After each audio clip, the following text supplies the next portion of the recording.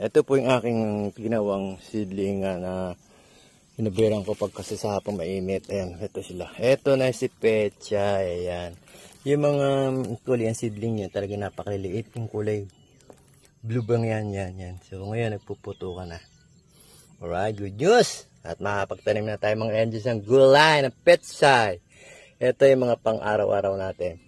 Ito, kamatis, panlingguhan, talong, pambuanan. Meron ako dyan, siling pansanigang. So ito yan, ito pa isa pang good news. Symbol ng ating kalabeza. Yan o, diba? O, ayan, damo itong isang to. So meron pa isa, ayun, yun, dala sila. Ayan. So nilagay ko dyan kasi pag dinedirekta ko sa lupa, kinakain na ng langgam na pula.